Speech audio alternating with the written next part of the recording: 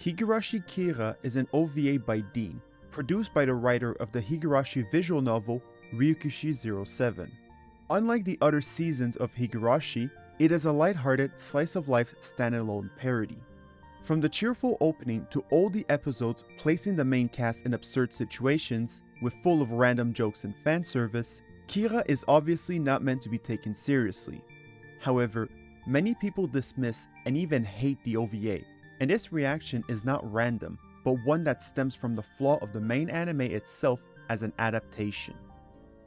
The Higurashi Kira OVA is a series of self-contained slice-of-life stories unrelated to the main narrative.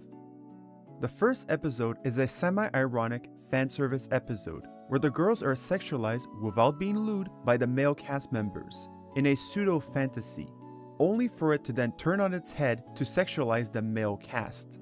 Because true equality means that everyone becomes idealized and sexualized equally.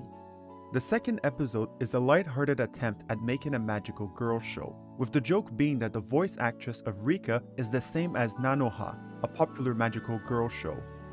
The third episode is a random love triangle between the main four leads.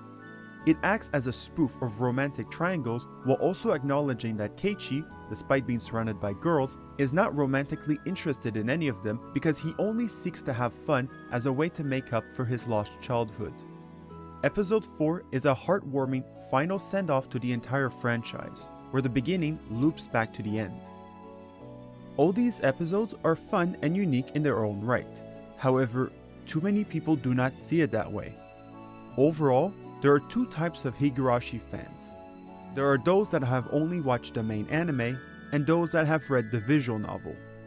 In nearly all cases, the people that have only watched the anime seemingly hate the Higurashi Kira OVA, while those that have read the visual novels almost universally love it. The disparity is based on the inherent limitation of the Higurashi anime, rooted in its removal of key parts of the wider original story. It creates a sense of empathetic bond between the player and the characters to make them feel relatable before tragedy strikes after the Watanagashi festival. The problem with the anime is that the slice-of-life elements are either cut or not given enough time, while focusing mostly on the horror elements. This changes the fundamental dynamic of the story and conveys to the audience that the horror is the most important element. So much emphasis is placed on the horror that murder is seen as fun and enjoyable and goes against the main theme of the visual novel, that you should open up to friends in moments of crisis. While the horror elements in the visual novel are substantial components of the story, the slice-of-life elements are the heart of Higurashi. By not including enough of those slice-of-life moments, the Higurashi anime mostly became known for its horror. The result is that people experience the Higurashi Kira OVA and then complain that it is a betrayal of the show, despite the OVA being in many ways more accurate of an adaptation to the source material. For example, in the first and second season of the anime, the teacher Chi is never given any characterization. This is directly due to the slice-of-life elements that involved her being removed. At most, she ends up being a background character. In the Kira OVA, Chi is much more closer to the character presented in the visual novel, playing up her hyperactive personality and the fact that she adores curry, being a literal homage to Ciel from Tsukihime. To give a comparison, hating on Higurashi Kira is the equivalent of hating the anime Carnival Phantasm, a parody OVA of all Type Moon characters in intentional ridiculous setting. If Type Moon fans are able to appreciate Carnival Phantasm as the comical anime it was meant to be, people that consider themselves Higurashi fans should be capable of doing the same. Kira is enjoyable on its own terms.